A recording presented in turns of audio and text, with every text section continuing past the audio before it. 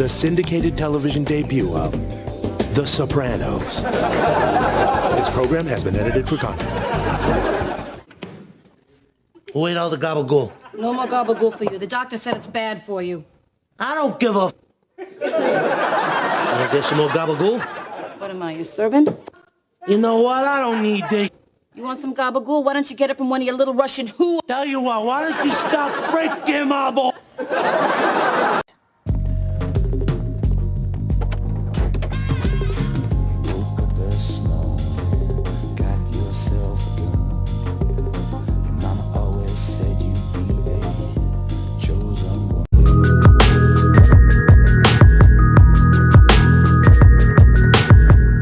Welcome everybody, I'm RJ of The Nerdy Brew, and here on this channel we talk TV, movies, and everything in between, all while drinking a cup of coffee. Now if you like one of those things or all of those things, why don't you consider subscribing and hit that notification bell and becoming a fellow Brewster. So today, fellow Brewsters, we are having a coffee talk of The Many Saints of Newark, a Sopranos story.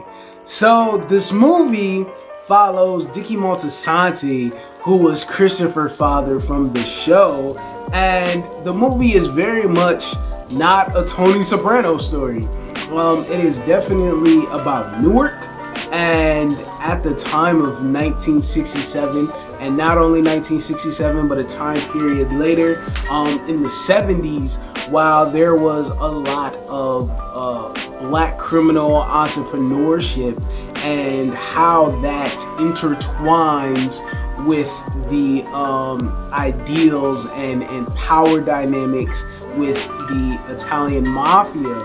But we follow Dickie Moltisanti as this person who is coming up within the DeMeo crime family.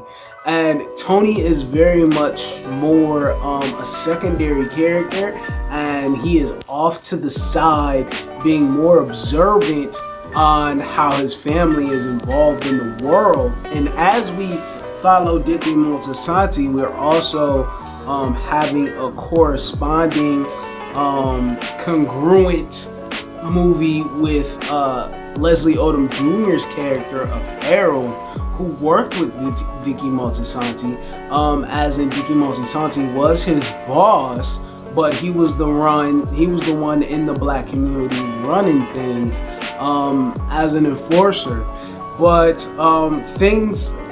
they end up having a falling out in a manner of not between themselves, but Harold has a change of belief and ideology over a period of time where we don't see, but then it comes back for the 70s, where Black Power has definitely, the movement of Black Power has definitely infiltrated his thinking, where he did not want to be a second-rate criminal anymore, but being someone who is a shot caller to call the shots. But we see Dickie Moltisanti, and what I like about Dickie, first of all, the actor who played him was the anchor of the movie. Not only he was the anchor of the movie, he just really gave a solid performance. And it's really hard to explain because I'm trying not to spoiler this movie, but I will say the performances between him and Ray Liotta, and I think Ray Liotta, he has a very particular role when there's a duality that he plays.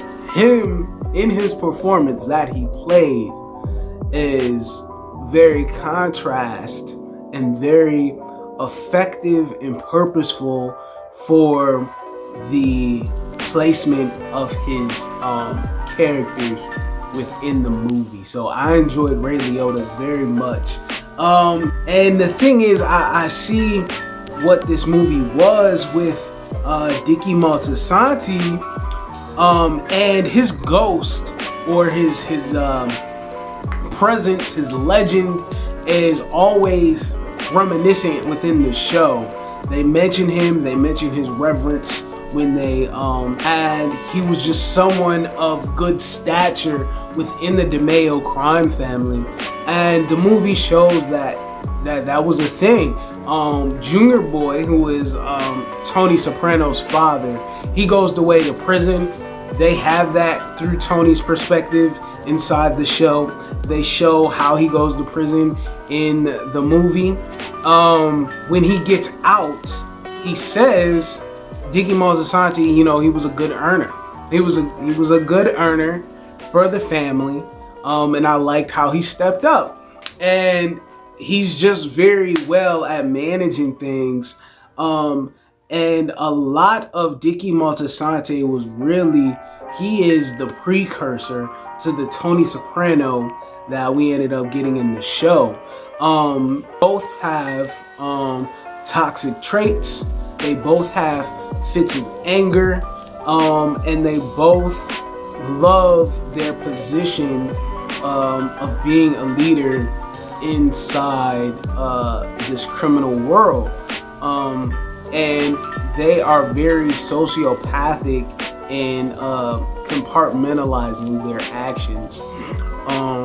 And you could just see that he was the reason for Tony to be who he ends up being, and they definitely emphasize that in the last shot of the movie.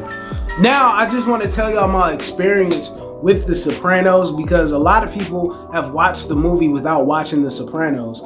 And I watched The Sopranos from Blockbuster, when Blockbuster was a thing, before streaming, and I rented the seasons.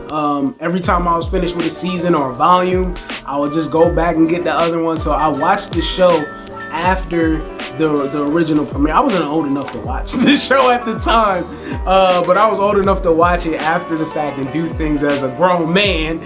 And I'm gonna watch a rated R show. That's what I'm gonna do with my newfound adulthood. So I ended up renting and watching the show, and I watched it all the way through, and everybody is like, it revolutionized television, and it did. I just feel like a lot of other shows have had better development of television shows, but it's definitely a milestone, and it's definitely like the first president on Mount Rushmore of great shows, you know? So it definitely has its staple within pop culture. Yeah, there was a lot of things within the show that they reference that they didn't apply into the movie. So for example, Johnny Boy, who was Tony Soprano's father, and Uncle Junior, they were kind of shown or had known that they were actually like guys that were really like roughing the block. They were very much menacing figures at a period of time. When it came to Junior, it was that he didn't have the makings of to go varsity, and that's a line from the show. But he was always a number two. He didn't step up like how he was supposed to. They kind of show his interactions within the DeMeo crime family and his distant relationship with Tony, even though he is his actual uncle. But it was just his character was not gravitating or magnetizing enough for Tony to really get a hold on, and they didn't have like the early days of them. They did not show the Feats Lamont game that was like a major mythological legendary story based on Tony's background that they did not infiltrate or portray in there. And Tony, we learn that some things about him. We see that his mother was always toxic. She didn't deteriorate to becoming toxic. And Norman Bates' mother was perfect casting to play Tony Soprano's mother. And we see that they bond over food, because there's this one conversation that they have, and she's actually feeding him, and it seems like he's doing stress eating, so we can see that turns into why he had his weight gain. And just his relationship with Dickie was always spoken of. He always had high reverence of how much he loved his Uncle Dickie throughout the show, and we can see why. But don't believe the trailers. It's not like he starts dabbling into criminality from the DeMeo family. He's just a natural naughty person by himself, that none of that has to even infiltrate that he's part of a infamous crime family. They had Frank Lucas make an appearance in the movie, and I did not like his portrayal whatsoever. It's a big contrast between, it's like Amazon and Wish between what you wanted and what you expected. And yeah, they did not do well with Frank Lucas, but it was cool. Leslie Odom Jr. is a highlight. I always love Leslie Odom Jr.